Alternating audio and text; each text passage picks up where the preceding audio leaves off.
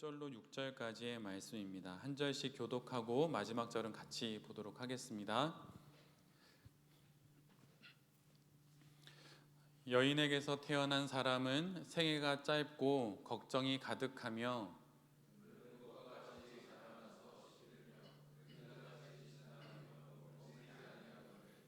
이와 같은 자를 주께서 눈여겨 보시나이까? 나를 주 앞으로 이끌어서 재판하시나이까?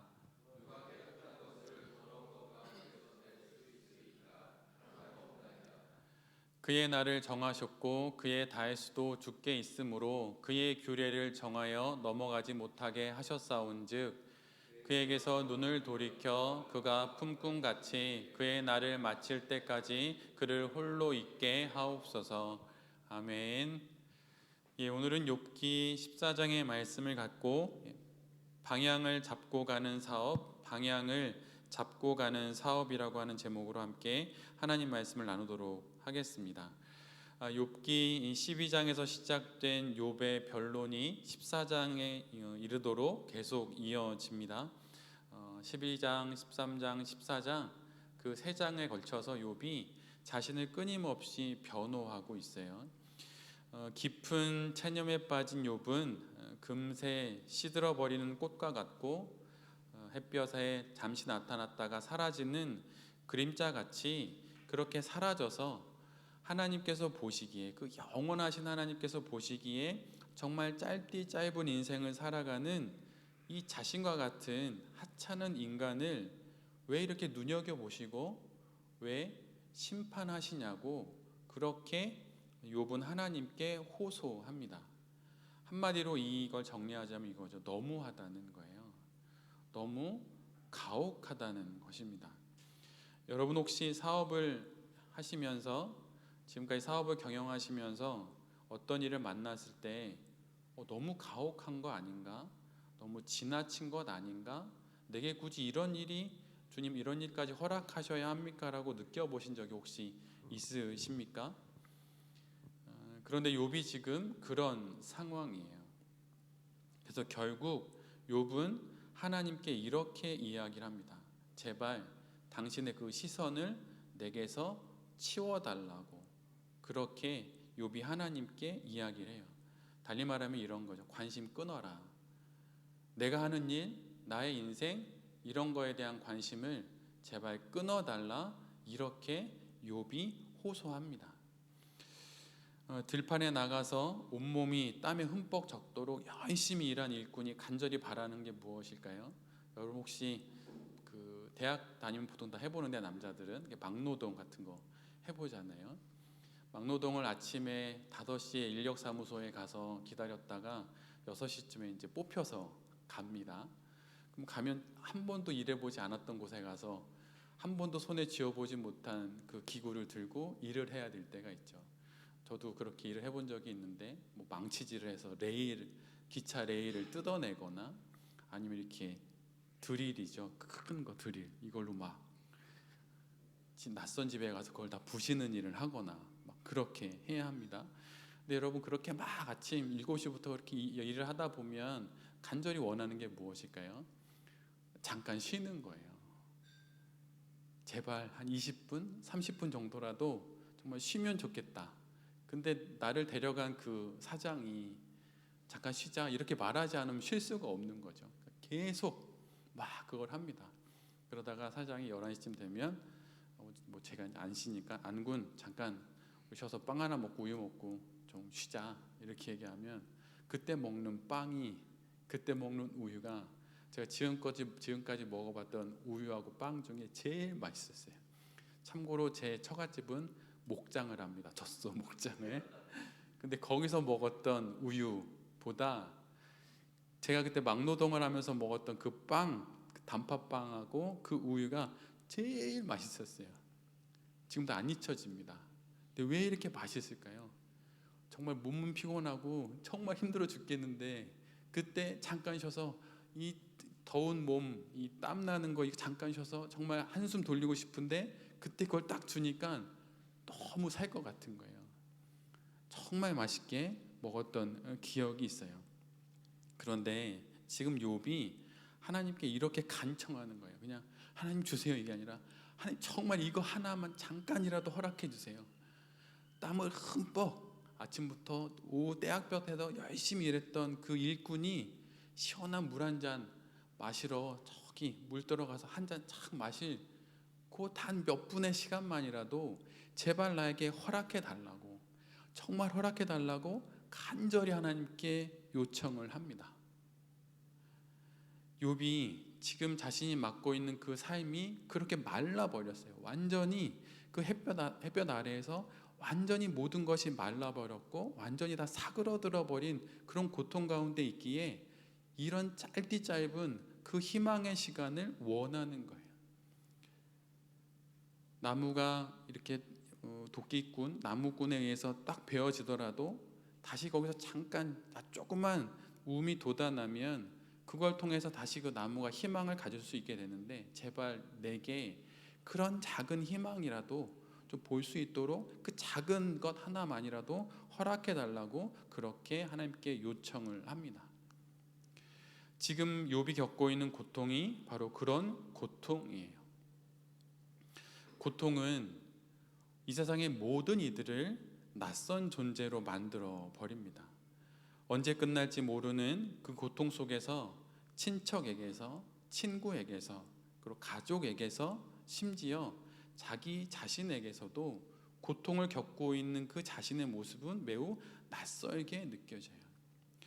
질병을 겪고 있는 환우들 중에 실제로 너무 고통스러워서 스스로 목숨을 끊는 분들이 계십니다. 근데 그런 분들 중에 가장 많은 분들은 오래전 통계이긴 한데 실제로 암 이런 게 아니래요. 그게 아니고 극심한 피부병을 갖고 계신 분들이라고 합니다. 왜 그럴까요? 극심한 피부병을 겪게 되면 모든 사람들과의 교제로부터 끊어지게 되는 거예요. 머리부터 발끝까지 피부병이 가득하면 사람들이 멀리하게 되죠. 신약 성경의 나병 환자들처럼 말이죠. 모든 관계의 단절 속에서 모든 사람들이 자신을 낯설게 대하는 것을 경험하면서 스스로 더 이상 살지 못하겠다는 결정을 내리게 되는 거예요. 얼마 전까지만 해도 건강했고 지난주엔 친구들과 만나서 만난 밥도 먹고 즐겁게 가족들과 시간을 보냈는데 오늘 나는 그 모든 이들에게 낯선 존재가 되어 버린 것입니다. 그런데 가장 절망스러운 것은 바로 그런 내 자신을 하나님마저도 낯선 사람 보듯 하신다는 거예요. 아저씨 누구세요?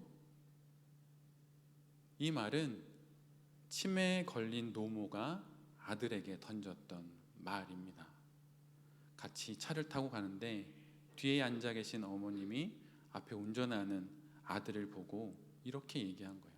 아저씨 누구세요? 그런데 이런 낯섦, 나를 낳아주고 나를 재워주고 나를 먹여주고 키워준 어머니가 내게 이런 말을 하실 때 그때 이 낯설음은 아들의 가슴을 무너지게 하는 것이죠. 그런데 지금 욥에게 하나님이 이렇게 말씀하시는 거예요. 아저씨 누구세요?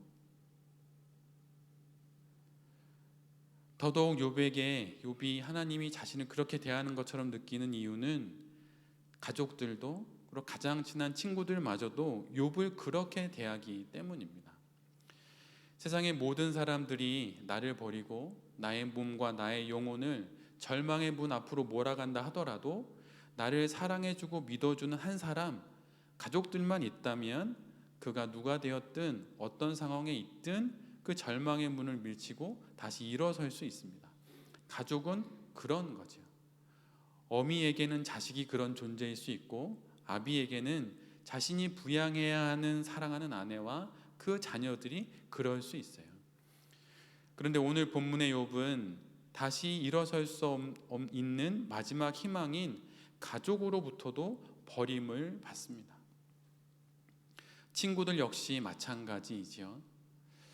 이란 출신의 시인인 룸이라고 하는 사람이 쓴 시 중에 낙하라고 아래로 떨어진다는 거죠. 그런 제목의 시가 있는데 그 시 중에 이런 문구가 나와요. 사랑한다는 것은 정교한 주장을 하는 것과 다르다. 그것은 황폐에 이르는 문일 뿐이다. 정교한 주장을 해서 그 상황을 해석해주고 설명해주고 이것은 이렇다 저렇다라고 말하는 그 친구들의 말은 욥을 황폐의 문, 그 낯설은 문으로 집어넣는 그런 역할을 했다는 거예요. 욥은 지금 마치 이상한 나라의 앨리스처럼 그렇게 고통의 문을 열었더니 낯설은 세상에 그냥 덩그러니 혼자 서 있는 거예요. 욥은 12장부터 14장에 걸쳐서 친구들의 질문에 계속 대답을 합니다. 나는 그런 일을 한 적이 없다고, 나는 그렇지 않다고, 나는 정말 그렇게 한 일이 없다고 말하죠. 그러다 결국 욥은 14장 후반부부터는 자신의 그 항변의 방향을 바꿉니다. 그리고 하나님께 자신의 모든 항변을 쏟아놓아요. 견디기 힘든 고통 속에서 욥은 하나님을 끊임없이 밀쳐냅니다. 앞에서 나눴던 것처럼 제발 나에 대한 관심을 끊어달라고, 나를 쳐다보지도 말고 나를 더 이상 당신의 눈 안에 머무는 사람으로 보지 말아달라고 그렇게 하나님을 끊임없이 밀쳐냅니다. 그렇지만 역설적으로 그의 영혼의 손끝은 끊임없이 하나님께 닿아 있어요. 밀쳐내는데 그의 영혼의 손끝은 오히려 하나님께 닿아 있는 거예요. 고통의 한가운데 욥은 인간의 본능으로는 고통을 밀쳐냅니다. 피하려 하죠.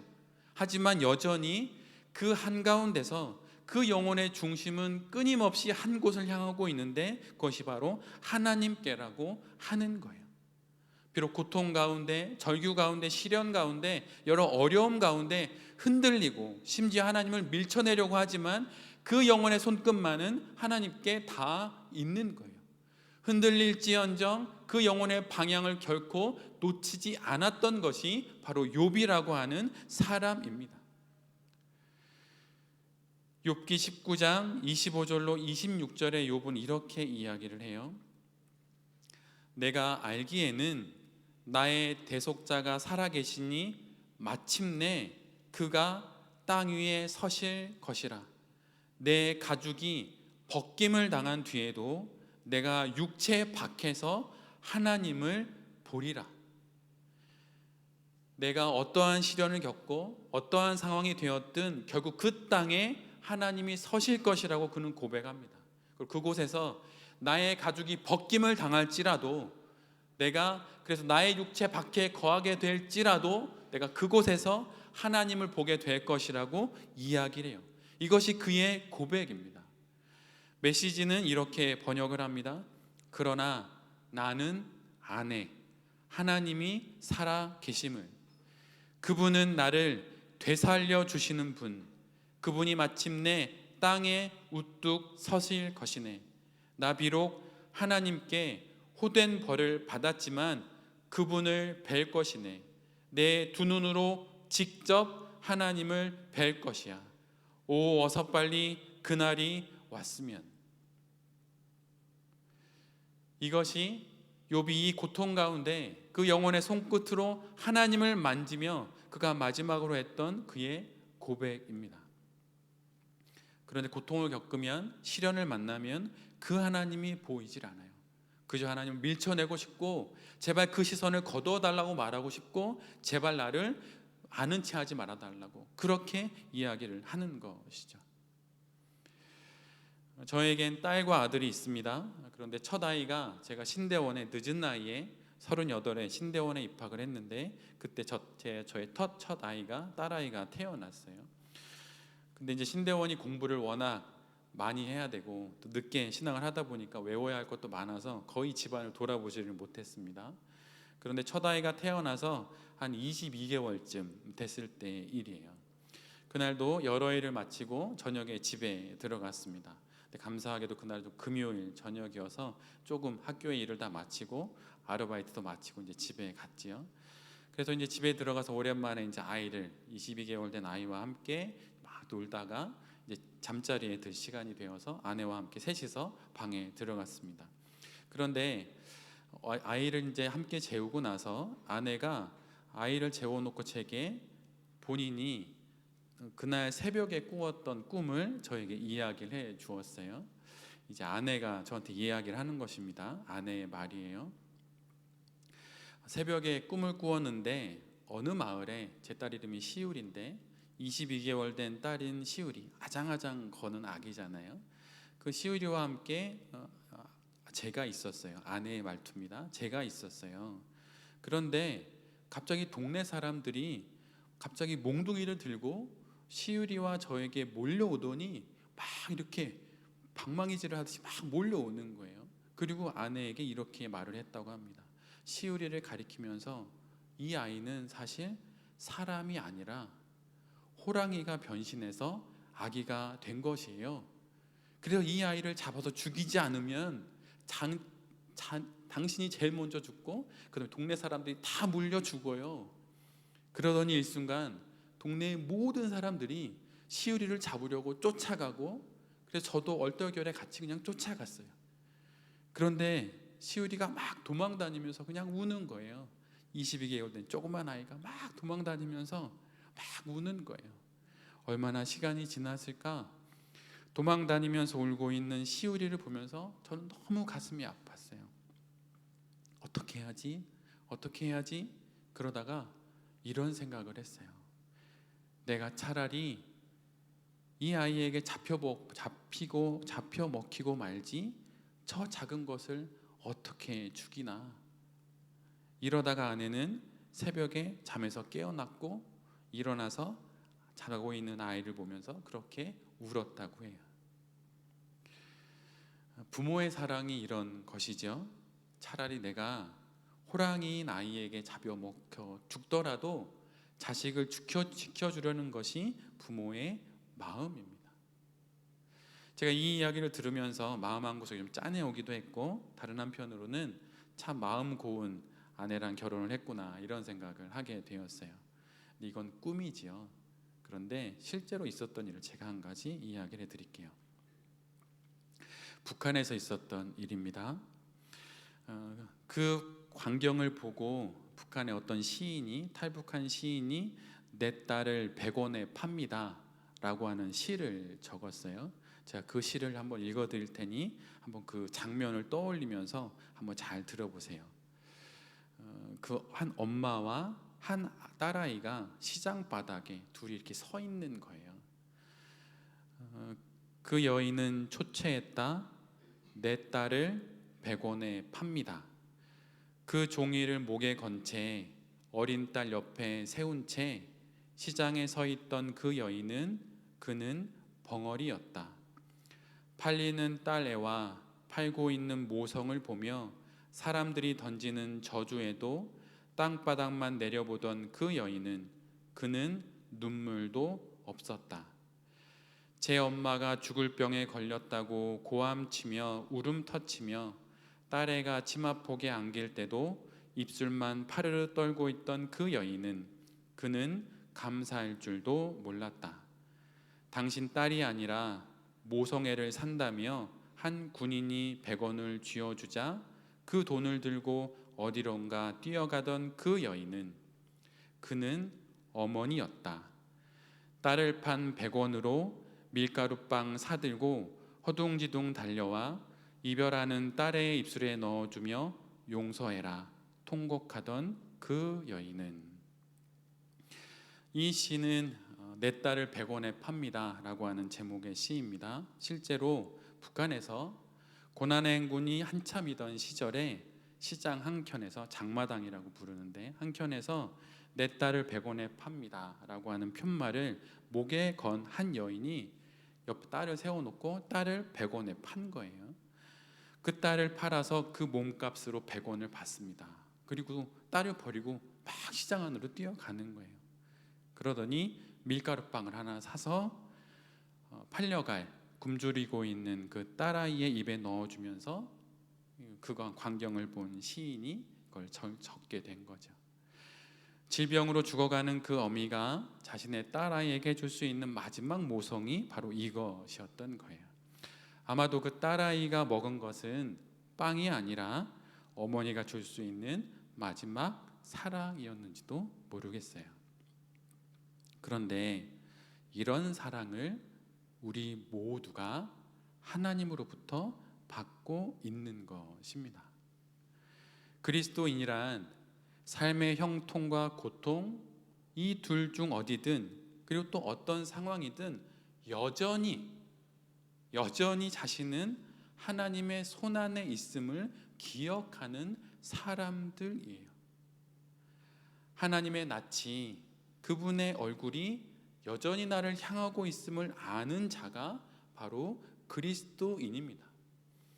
모든 이들에게 낯선 존재가 되었다 할지라도, 심지어 내 자신에게도 내가 낯설게 느껴졌던 그 고통의 순간이 있더라 하더라도, 오직 한 분 하나님께만은 우리 모두는 결코 단 한순간도 낯선 사람이 된 적이 없었던 거예요.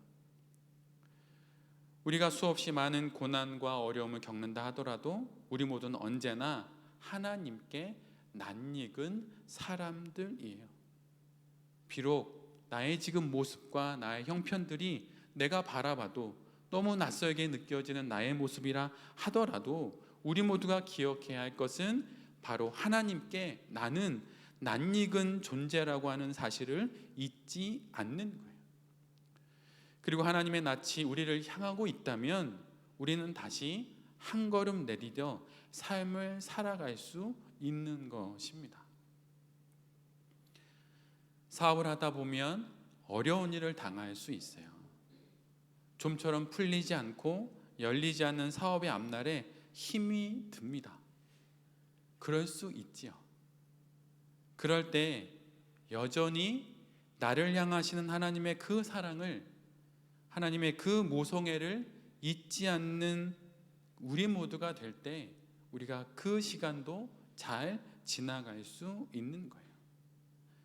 그 고통의 시간을 겪는, 그 어려운 시간을 겪는 우리에게 하나님이 나중에 이렇게 말씀하실 거예요. 아들아, 사실 그때 내가 너 업어서 키웠다. 딸아, 너 내가 품에 안고 그 시간 지나왔다. 이렇게 말씀하실 거예요. 우리가 잘 알고 있는 시편 139편 7절 이하의 말씀은 이런 말씀이죠. 내가 주의 신을 떠나 어디로 가며 주의 앞에서 어디로 피하리이까. 내가 하늘에 올라갈지라도 거기에 계시고 음부에 내 자리를 펼지라도 거기에 계시니이다. 내가 새벽 날개를 치며 저 바다 끝에 가서 거할지라도 거기서도 주의 손이 나를 인도하시며 주의 오른손이 나를 붙드시리이다. 이 시편 139편이 혹시 어떻게 끝나는지 아십니까? 이 시는 이렇게 끝나요. 나를 영원한 길로 인도하소서. 어떤 사업의 어려움과 시련을 만나도 방향, 하나님이라고 하는 그 영원한 길로 우리가 하나님의 손에 인도된다면 여러분, 우리 모두는 이 시련을 다 지나갈 수 있습니다. 이 시간을 모두 지나 또 지나 결국 우리의 사업이, 사업가로서의 내가 마침내 도달해야 할 그곳에 우리가 도달해 있는 것을 우리가 시간이 지나 결국 보게 될 것이에요. 그러기에 어려운 시련 앞에서, 어려움 앞에서, 뜻하지 않은 문제들 앞에서 가장 중요한 건 방향을 잃지 않는 거예요. 다카르 랠리인가요? 그 자동차로 사막을 지나가는 경주가 있죠.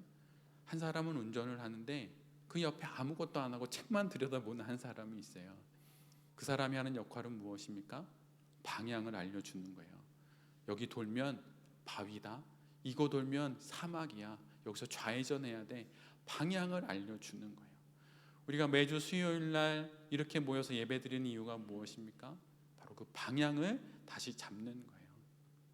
방향은 하나님 쪽이라고, 하나님을 향해서 핸들을 틀어지고 그쪽으로 가야 한다고 다시 우리의 사업의 방향을 잡기 위해 우리가 이렇게 예배를 드리는 것입니다.